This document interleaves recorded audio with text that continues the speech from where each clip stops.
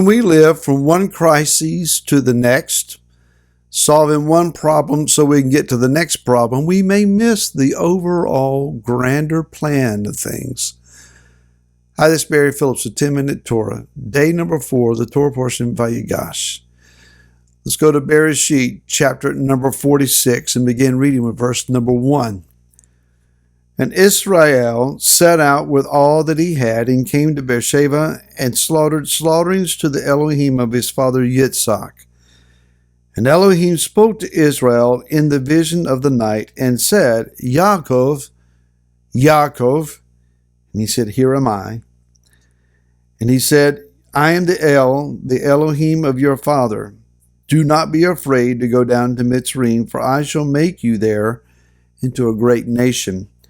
I myself am going down with you to Mitzrayim, and I myself shall certainly bring you up again, and let Joseph put his hand on your eyes.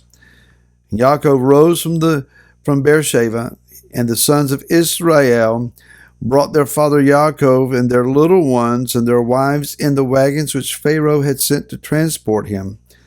And they took their livestock and their property which they acquired in the land of Canaan, and came into Mitzrayim, Yaakov and all his seed with him. Until the news report came to Yaakov that Joseph was yet alive and was the most powerful ruler other than Pharaoh in the land of Mitzrayim. When that report came to him, he almost fainted. It was more information than he could possibly understand and receive at an instant. It is understood from rabbinical sources that during the 22 years of Joseph's absence, we don't have any mention of Israel or Yaakov receiving information from Yah, having a prophetic insight, having a vision, hearing the voice of Yah. And as soon as he hears that and they prepared to leave and come to Beersheba, Yah is now speaking to him again.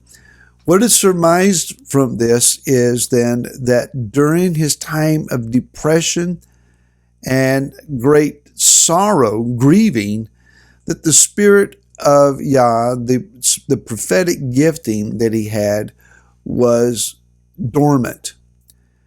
Certainly, we could understand that depression would cause prophecy to become dormant. It dumbs down the operation of the gifts. That makes sense. Now that he has hope, now that he's willing to look beyond current momentary circumstances, he begins to receive again word from Yah to help him to understand the overall grander scheme of things. In his mind, I'm going down to Mitzrayim and I'm going to see my son. The one that I thought was dead is now alive, and I get to put my eyes on him. I want to go see him before I die. Yah is allowing him to understand and know there is a more grand scheme, a larger process that is going to be involved here than just this family reunion. Now, it's interesting that the interim place that they find themselves is Beersheba. This is a prophetic place. This is where Abraham has lived. This is the well of the oath, or the well of the oath of the seven. This is a place where Yah has spoken to the patriarchs on multiple occasions. And he stops here and he's offering Zevachim Shalamim, slaughterings. These are particular offerings that signify that something is completed. It is a Thanksgiving style offering. The Chumash, the Torah commentary from rabbinical sources, notes that in Exodus 11 and 12, it references with this term the Pesach offerings. Yeshua then was, in some manner of speaking, a completion offering. In Shemot, or Exodus 24, it is a reference to the offerings that were offered at Mount Sinai when they received the commandments. And then Leviticus, Vayikra chapter 9, at the completion of the Mishkan, the tabernacle's construction, these offerings were offered. So Shalamim comes from the word shalom, meaning complete, whole. Nothing is missing or broken. It's about redemption. The offerings that he is offering, perhaps in his mind, I am closing up the circles of depression and anxiety and fear, and I am ending that cycle and I'm stepping into something else.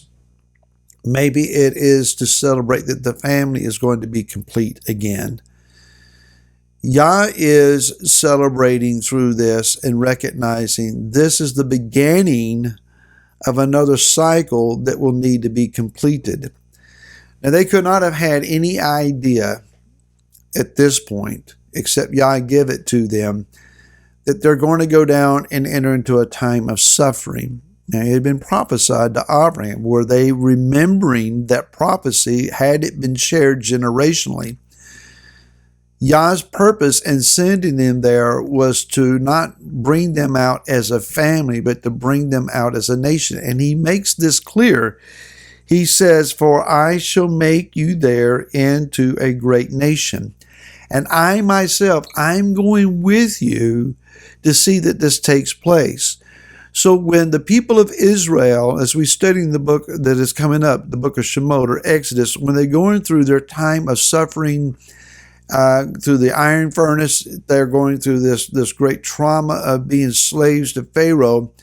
It's not as though Yah had left them, even though that was their understanding. Where are you? We don't see you in this calamity. We don't see you in this awful, horrible situation. Sound familiar? World circumstances, in many respects, are negative. The news reports, if you read them, talk about worldwide inflation. It's not just in the United States, it's the world over. The economies of many nations are tanking and being puffed up and propped up with political words of, it'll be okay, where it's not as bad as you think. News reports tell us of the degeneracy that is taking place in our society. The violence that is taking place, random murders, assaults, attacks, the rise of anti-Semitism, again, especially here in the United States. So there are situations where we will look and say, "Father, where are you?" We don't see your hand at work in the midst of all that is going on. Yet Yah is right here with us. He is with us and building in us a nation. The means that are at our disposal from the Word, from the understanding of the Torah, it should give us some insight and understanding that the worldwide pressures that are being applied have an important role to play. It's not just about feel-good moments where we have reprieve from our depressions and issues.